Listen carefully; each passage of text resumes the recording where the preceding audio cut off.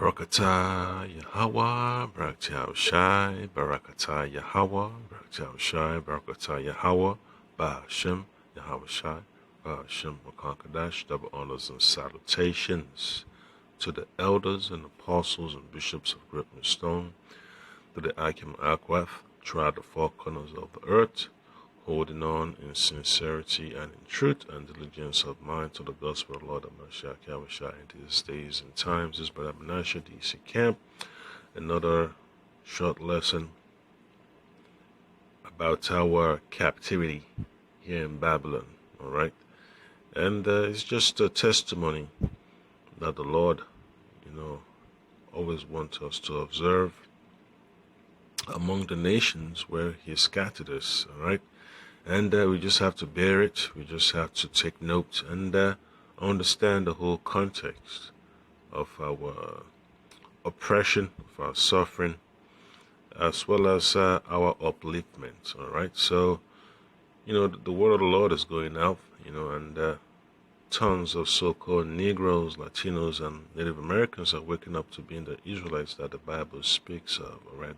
The true children of Israel. All right. And it's a blessing, to see the signs and understand the words of prophecy. So, not so obvious before you is from the book of Deuteronomy, chapter 28. I'm going to read verse 65 and verse 66. And among these nations shall thou find no ease, all right, no peace of mind, okay? And mental instability. There is no proper foundation of security for our people among these nations. Okay, there is, because these nations are not in a proper shape to sustain our people. So our people are basically at the end of the totem pole. They're basically waiting at the end of the faucet to be supplied by the so-called powers that be, so-called what you call trickle-down economics. That's exactly, where our people have found themselves, man, at the other end of the trickle-down economics, man, scraps and crumbs on the table, all right? Neither shall the sole of thy foot have rest. Yeah, our people are always on the move, all right? And this immigration issues focus of this lesson, man, and how our people have become subservient. Let me say servants to tribute. All right, they become paupers upon the earth that the Lord created for our sake. All right, and you're just wandering around, man, around the whole world without having peace of mind, and it's just a burden to our people, man. Their existence is just held in doubt. But the Lord Yahweh shall give thee there a trembling heart and failing of eyes and sorrow of mind. That's why there's so much chaos, in the Israelite household, man. It's always chaos and calamity. We try to do the right thing, all of a sudden, the system, comes crashing down upon the heads of jakes, all right? And, our people fall through the cracks. They just give up. They decide to become a nuisance to themselves. They've lost hope. And, they become their own worst enemy, all right? And verse 66 says, and thy life shall hang in doubt before thee. So there is no safety for our people in a chaotic environment. That's why there's always doubt, always worrying about the first of the month, always wondering if they're going to qualify for so-called social programs, always wondering if they're going to get that job or that pay raise, if they're going to get that referral bonus. It's just one thing after the other, all right? And thou shalt fear day and night, and shall have none assurance of thy life. And that's the sad, bitter truth about the existence of our people in this captivity of Babylon. All right, and you just got to take it with a grain of salt. It's easier to go through this captivity with the words of the Lord. All right, then you have the courage, you have the facility, which is this ministry, to brace yourself, prepare yourself to understand your struggles and understand what you've been experiencing upon the face of the earth. And then you get a better perspective of what you need to do to rebuild your mind, putting the puzzle pieces back together. That's what this gospel is all about, helping our people to put back the puzzle pieces of their identity, because our identity has been a puzzle for such a long time, and we need the words of the Lord to put it back, put the puzzle pieces where they fit. And that's why, it frightens the elite, man, to see the awakening of our people. All right, and it's a beautiful thing, man. And we know what we have to do with. We know what we're looking forward to. So, all the curses, that we understand now, and we know exactly how to approach them, and not let the curses become a burden to hold us back. All right, because now we're moving forward, since we've been awakened through the Spirit of the Lord, Mashiach Yahushua, by Hashem Kakadash, and you know that the Lord put us in this situation for us to learn our lessons. So we get on the book of Isaiah, Isaiah chapter 42, and you read verse 24. See what it says. Who gave Jacob for a spoil, and Israel to the robbers? Did not the Lord Yahweh, Bashim Shai, Bashim Kakadash? So it's the Lord's chastening that came upon us to be dispossessed of our resources and peace of mind with his nations, man. All right, he against whom we have sinned. So that means we interfered with the covenant, man. We did not acknowledge the covenant that the Lord made with our forefathers. All right, the covenant that our forefather Moses delivered unto us. All right, the covenant that our forefather Abraham, Isaac, and Jacob acknowledged. Okay, and that's how serious the Lord takes it, man. The Lord says, you know what? He's not going to allow you to disrespect him, including our forefathers, Abraham, Isaac, and Jacob. So that's why, they put that hell on us, for us to learn the lesson of honoring the agreements our forefathers made with him. For they would not walk in his ways, neither were they obedient unto his law. All right? So that's just the root cause of our suffering upon the face of the earth. Okay, without us obeying the law, we will continue to be what you call it, piñatas, to these heathens, especially the Edomites, Moab, Elam, and Ishmael. All right, even Ham.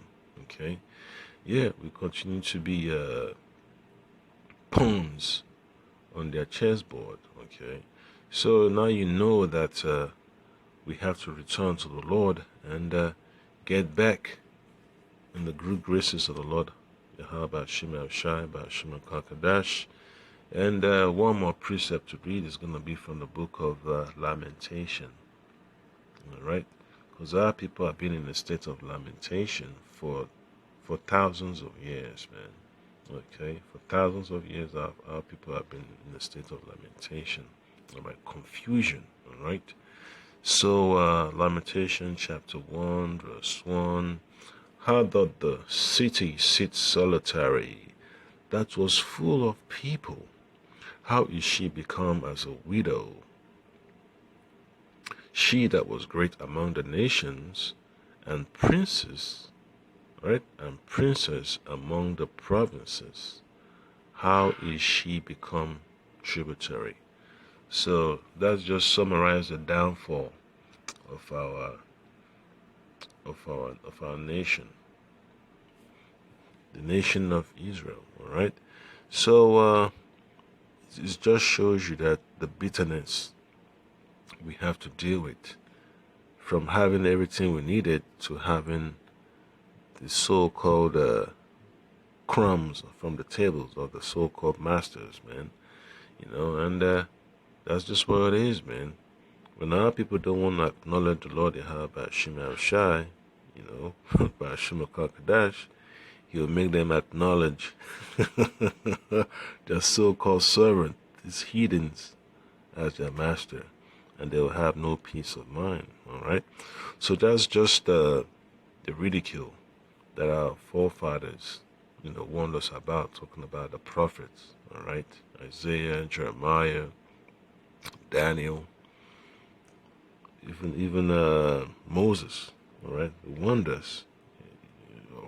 David, Solomon, King David, King Solomon. The wonders, man. Habakkuk, Zephaniah, Zechariah, even the apostles of Lord Amashak Yahushua warned us about the things to come. And we just got to deal with it, okay? So you can't complain that much, man, anymore when it's time for you to wake up out of the slumber of unrighteousness, the slumber of ignorance, okay? So our people can focus on what they need to do to awake out of that stupor, that drunkenness. So when you move further down, you could read Lamentation chapter 5. The first 5 verses are excellent. It says, "Remember, O Lord, Yahweh Bashim Ashah, Bashim Kakadash, what is come upon us. Consider and behold our reproach." And that reproach is heavy. It's a bitter cup that we had to drink from. All right, the cup of our captivity is filled with reproach. It's filled with ridicule. It's filled with oppression. All right, it's filled with confusion. Even the confounding of the so-called wise men of our nation. It's just a mess. Our inheritance is turned to strangers, our houses to aliens. Okay, and that's just the buzzing news, man. When you have these Ishmaelites and Edomites fighting over there in the Middle East over a land that doesn't belong to them, it just shows you that that's a reproach, man. When a rat and a cat are fighting, all of a sudden you're like, oh my goodness, man, suckers are just fighting over what doesn't belong to them. How irrational can these two people be? All right. And then verse 3 says, "We are orphans and fatherless. Our mothers are as widows." So that's a breakdown of our family, the family unit, man. It's just a total breakdown of structure. All right. And then verse 4 says, "We have drunken our water for money. Our wood is sold unto us." So when you have the robbers and the spoilers in the seats of power among our nations, among the tribes, our people become puppets, man. They become servants. They go to their so-called masters for the want of all things, man. Getting taxed, for attempting to have access to their resources. Okay, and that's just how chaotic. The Lord has exposed us to this messed up rulership of Esau, man, so-called white man. And Esau's upset that his rulership is coming to an end, and he wants to extend that opportunity he has, man. That privilege he has, he wants to make it permanent. That's so hilarious, man.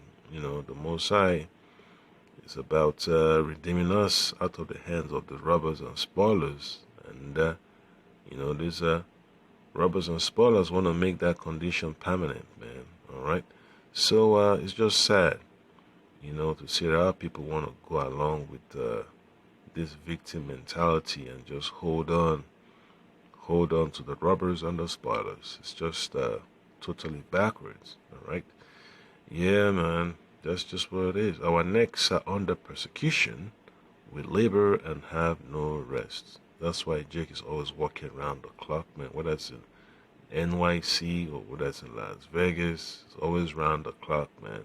Construction on the highways, on the roads overnight, working cleaning jobs, whether it's security, working as working in airports. Working in the airport, man, because the airport is a 24-hour operation. So what do you think is gonna happen? They're gonna have to have employees to work around the clock, and that's just the sad part, man, that we have to acknowledge, man. All right, we have to acknowledge that our people have become slaves, man, 24-hour slaves around the whole year. All right, so here's a video of this so-called senator or whatever you call him from whatever state it is, Democratic Rep Jerry Nadler and the Amalekites and the Edomites, talking about our people as illegal immigrants that need to walk on the farmlands and pick all these vegetables, man. It just shows you that the Lord really put us in the hands of these Edomites, man. And they just talk, he's talking out of the bottomest of his heart, you know. He's speaking out of the core of his beliefs. So I play it real quick and then you just understand, all right? And, hey, you understand it's all prophecy.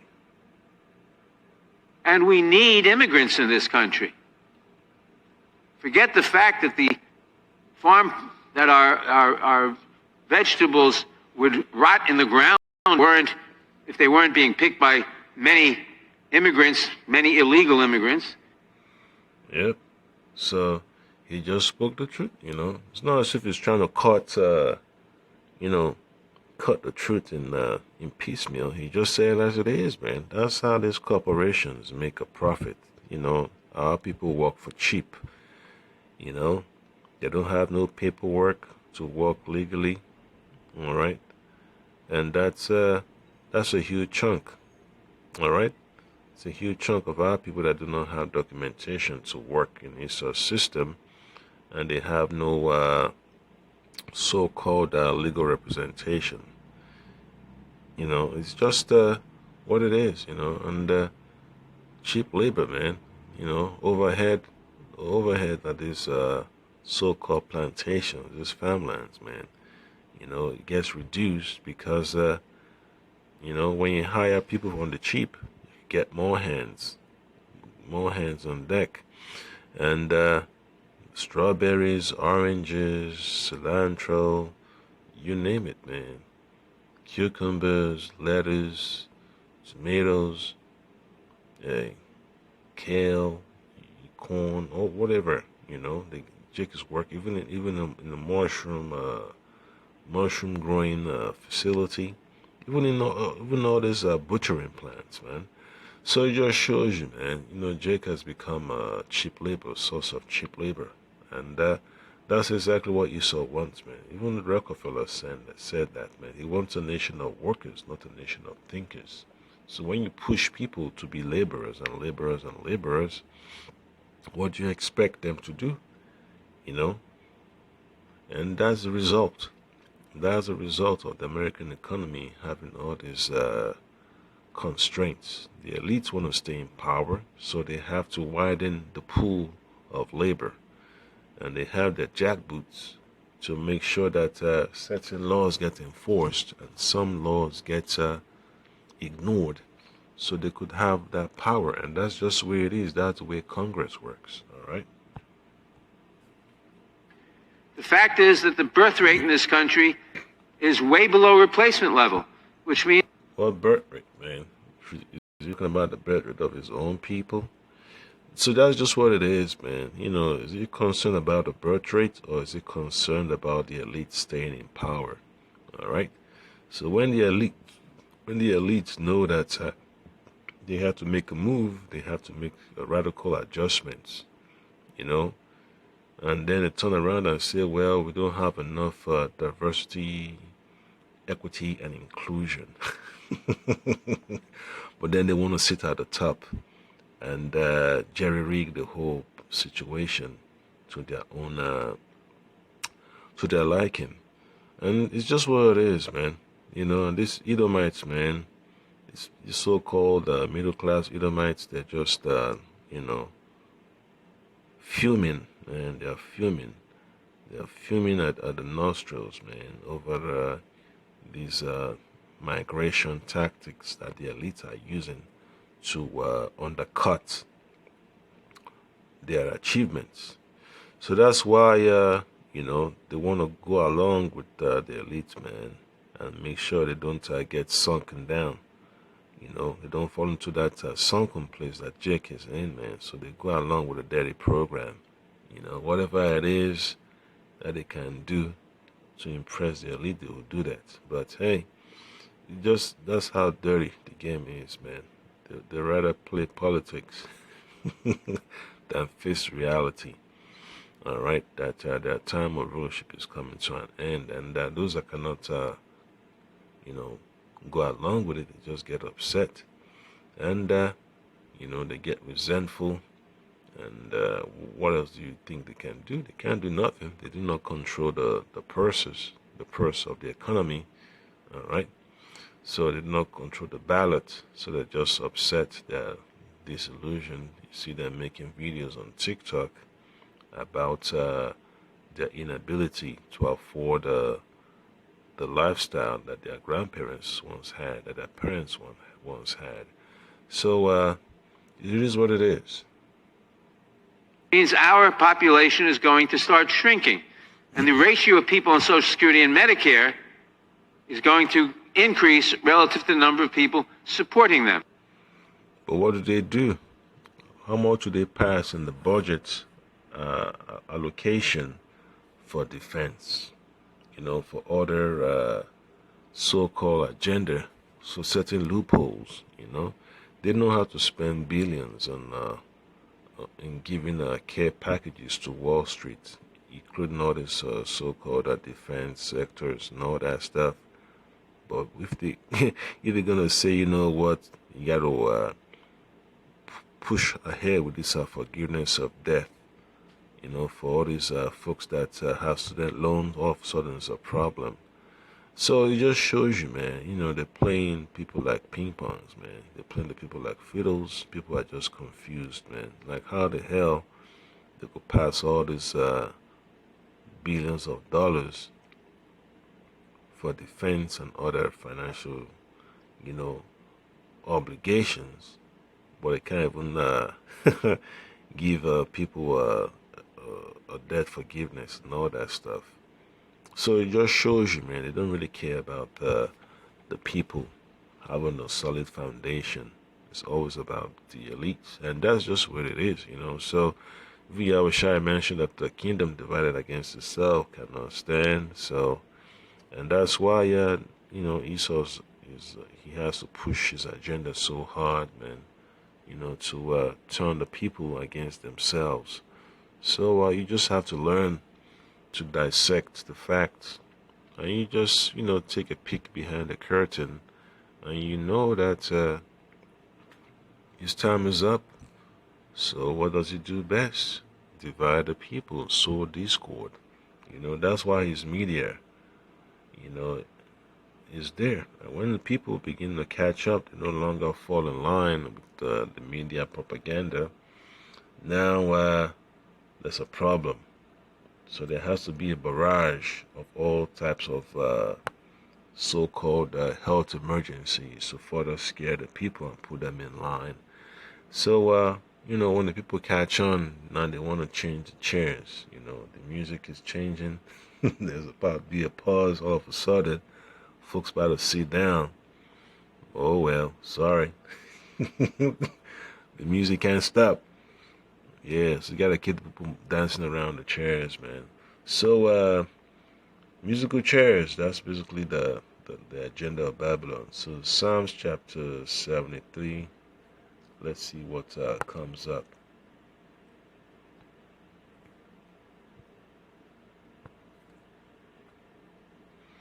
Alright, Psalms chapter 73. We read verse 8. In fact, verse 7. All right, verse 7, their eyes stand out with fatness. They have more than hearts could wish. And that's just how it is, man. When you look at the financial posture of these so-called Republicans or Democrats, yeah, senators or congressmen, they're looking fresh on the books.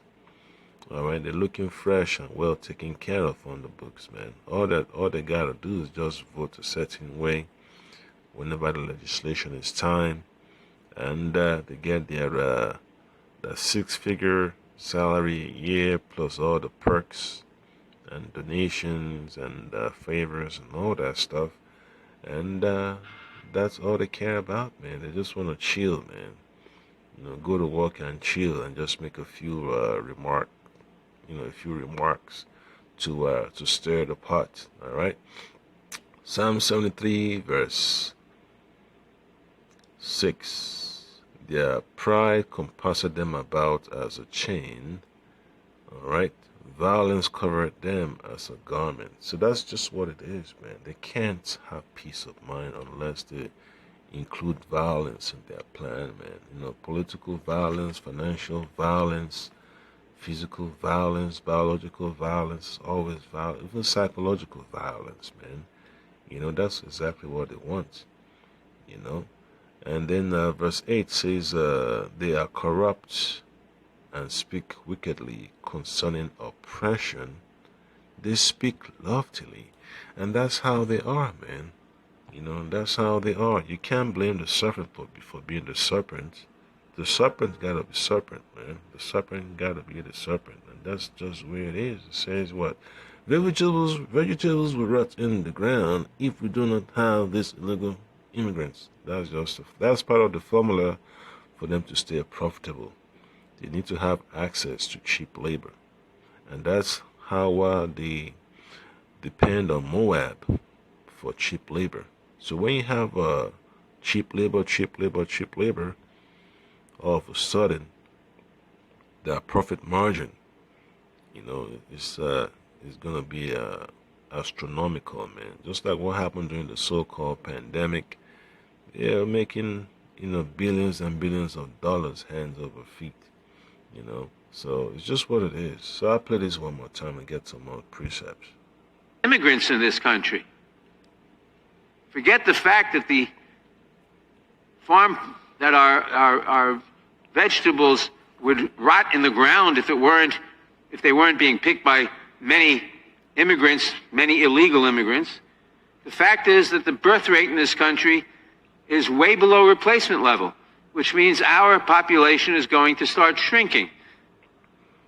Yeah, well, so what's the incentive? Would it give these so-called Edomites, incentives to have more children?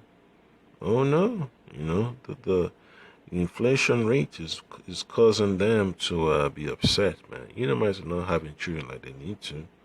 You're talking about population decline, but what's the use? If they're promoting all this agenda for Planned Parenthood for women to be having an abortion, and then turn around and say, well, the population growth is a serious concern, but then they're pushing a so-called woman's right to choose to abort.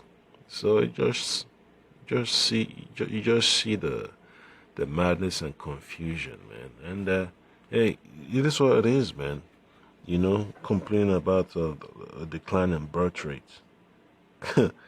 Man, goodness gracious. Yeah, so that's just part of it, man. So let me not ramble on that much, get some more precepts, man. It's just ironic. All right. So we go to the book of Isaiah chapter 10, verse 21 and verse 22. All right.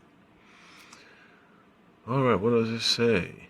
And it shall come to pass. All right. In fact, verse 20 is good. All right. And it shall come to pass in that day that the remnant of Israel, such as are escaped out of the house of Jacob, or such as are escaped of the house of Jacob, shall no more again stay upon him that smote them, but shall stay upon the Lord Yahweh Ba'ashim El-Shai Ba'ashim Kwakadash, the Holy One of Israel in truth. So our dependency upon Esau has an expiration date, and that's one thing that we are observing. All right. So by him pulling all the people up here to his coffers, that makes you know, the nations where they come from weaker. All right. So what do you think is going to happen? It's going to create how you say it, an imbalance. All right, an imbalance. When you have a shortage of skilled workers in a country, it becomes a problem. So that means the country that those people came from is going to fall back into economic decline. What's the use? You know, saying you're sending money back home, but you don't have the skilled workers to help the country uplift itself. All right. So verse 21 says, the remnant shall return, even the remnant of Jacob, unto the mighty power. For though thy people Israel shall be as the sand of the sea, yet a remnant of them shall return. The consumption decreed shall overflow with righteousness. And that's just the plan, you know. It's only a remnant, man, that the Lord is looking for. You know, the remnant that are willing to forego the agenda of our captivity that the elites want us to be fasting to. You know, that carrot and stick approach. You know, tied up at the post, and can't go no further. You know, so our people are basically on a leash, man. They're on the leash of these elites, man. So it's horrible. But at the end of the day, man, hey, we expect the Lord Yahushua to unleash us, man, to free us from this bondage. All right. Now we go back to the book of Judges, chapter 5 and 8. And this is what it says. Give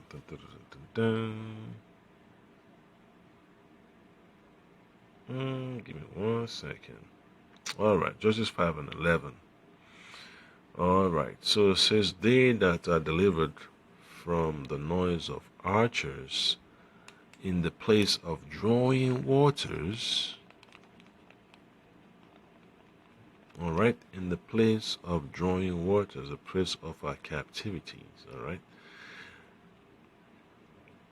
there shall they rehearse the righteous acts of the Lord Yahweh Shema Shai Shema Kakadesh, even the righteous acts toward the inhabitants of his villages in Israel.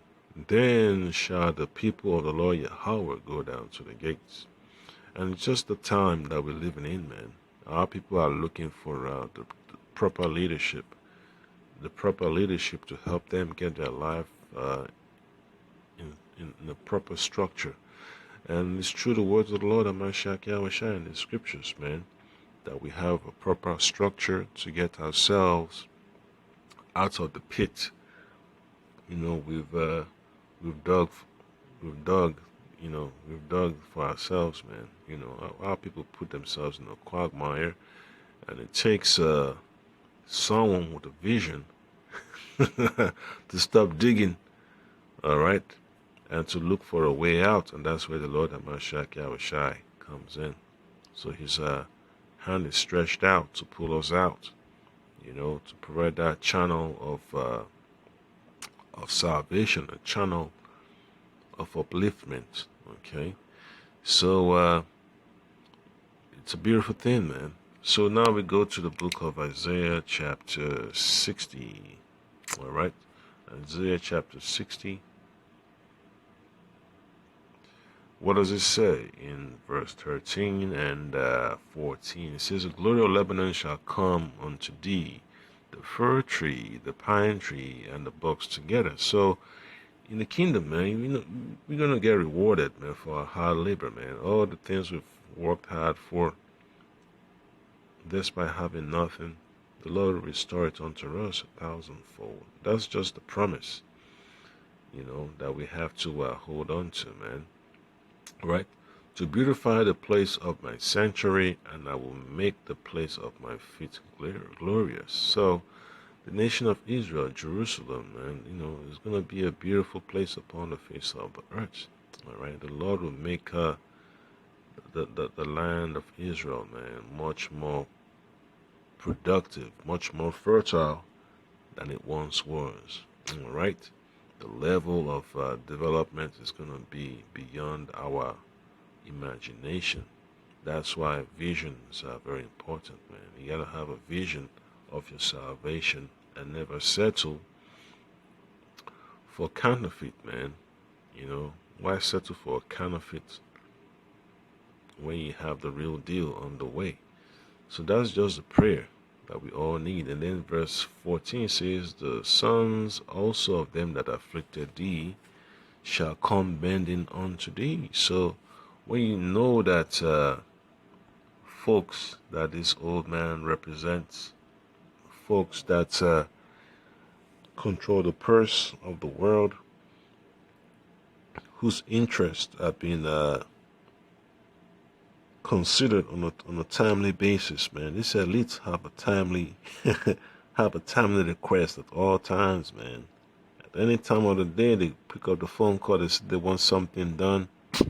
It's already done. The legislation is ready. In less than 12 hours, the legislation is ready, man. And they just vote on it in the next couple of days. That's how swift, the elites like to move things in their favor. All right. So we deal with it, man. Those folks that they've had that time in the sun, now it's time for them to serve us. And that's one thing they want to run away from. All right. They can just broad brush our captivity as if it's just a regular, ton of events. But the Lord says, no, it's time for the tables to be turned, and those that are at the top shall come to the bottom. All right. So Isaiah 60 and 14, the sons also of them that afflicted thee shall come bending unto thee. So they're going to be in a position of servitude. And all they that despise thee shall bow themselves down at the soles of thy feet. See? And that's something that we're looking forward to. And the churches don't tell you about this part, man. So who is salvation for?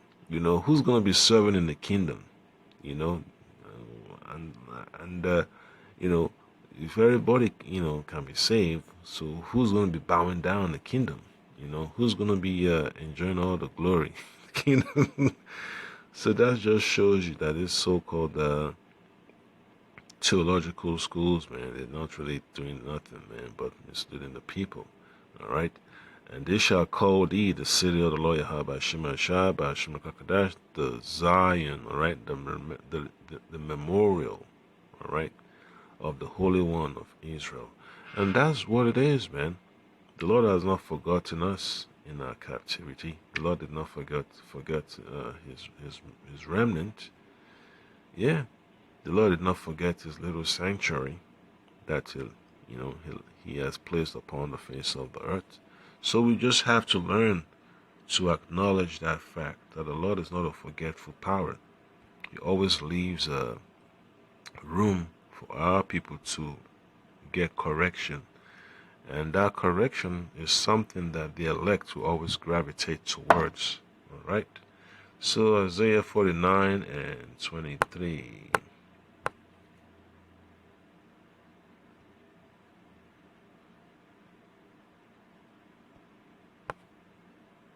All right. And kings shall be thy nursing fathers, and their queens thy nursing mothers. All right. So all the so-called royalties in the West and the East, they're You're going to be working for us. They're going to serve us in the kingdom. And, that's something that we're looking forward to, man. They shall bow down to thee with their face toward the earth. Okay. Just like Lord Yamashai said that the name of the Lord Yahweh Shema Shai Bashima Kakadash, every knee shall bow and every tongue shall confess that Lord Yahweh is King of kings. All right. And the Lord of lords. And that is given the power of the whole earth into the hands of his son, Hamashach Yahushai. And that is going to be translated onto the elect. Okay? And we're looking forward to that happening, man. All right?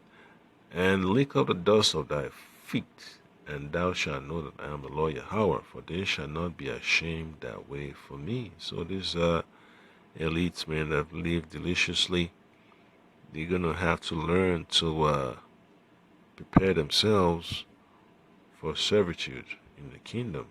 All right? And it's just beauty of the gospel, man. The gospel is filled with the highs and lows. Okay? So, hey, whoever's time it is to serve, they should prepare themselves for it. So, it's just what it is.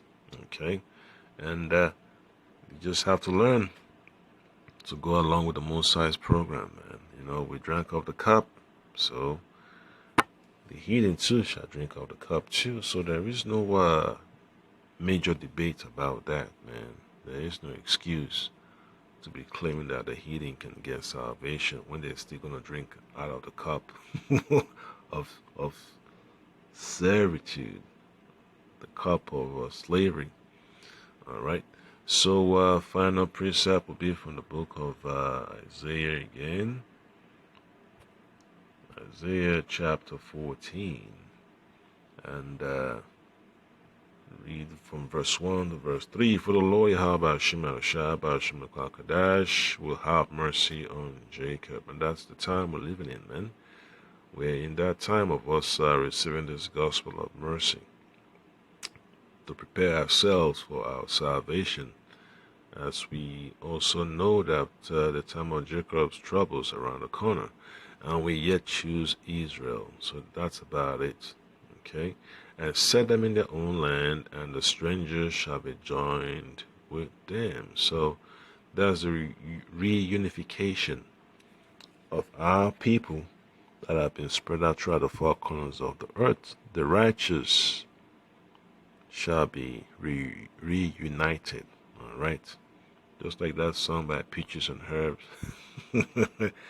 Yeah, the reunion. And I'll do another lesson about the reunion very soon. All right? And they shall cleave to the house of Jacob. So that's just where it is. It's going to be, the grafting shall be complete. Okay? You can only graft a plant with another plant that are of the same family. Okay? That's just what it is. The same species. Okay? That's how you get the best results.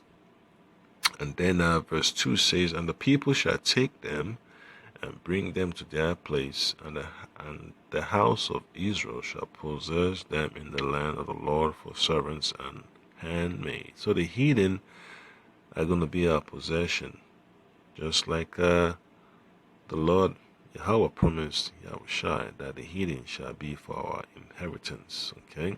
For servants and handmaids, and they shall take them captives, whose captives they were, and they shall rule over their oppressors.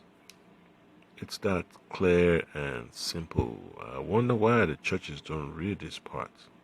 If they keep on claiming that salvation, God died, God sent His Son to die for everybody. So where does this precept fall in? Where does it fit in the Lord's prophecy, in the Lord's declaration? All right. So the Lord has already said it, man. He already said it, and it's just something that's about to take place very soon. And it shall come to pass in that day that the Lord Yahweh Shema Shai Shema Kakadash shall give thee rest from all thy sorrow, and from thy fear, and from the hard bondage wherein thou was made to serve. All right. So from all the banana plantation, cocoa plantation, coffee plantation, that our people have been subjected to, sugarcane plantation. Man, our people have been through a lot. It's just that, when we dig, you don't want to dig too deep, and then you get so upset, and it's just so vast the level of oppression we've had to deal with. But through the grace of the Lord and Mashiach Yahushua, we just brace ourselves and deal with it, man. We've experienced a lot at the hands of our enemies, man. Esau, Moab, Ammon, Ishmael, Ham, even Japhet, even the so-called Assyrians, Elam. Man, it's just so much our people have dealt with, and it's just the Lord, reminding us that we're going to receive mercy, man. So that's the point, man. That's the point. We're still about to, still in this captivity, and we're looking forward to deliverance, man. It's a bitter experience, but we just got to brace ourselves for the calamities, man. These calamities have to happen. It's just a sign that the Lord has to tear down Esau's system and bring about the separation of his people from it. So that's the point that I came, waiting on the Lord to deliver us, all right, and free us from the hands of our captives, all right, from the hands of our captors, all right, and from the hands of our possessors and oppressors, man, because our servitude is coming to an end, and we're looking forward to it. So that's how we thank the Lord, man, by hearkening unto his words of mercy, words of comfort, by Hashem Yahushai, by Hashem Kakadash, with the approval of Yahweh. Shalom.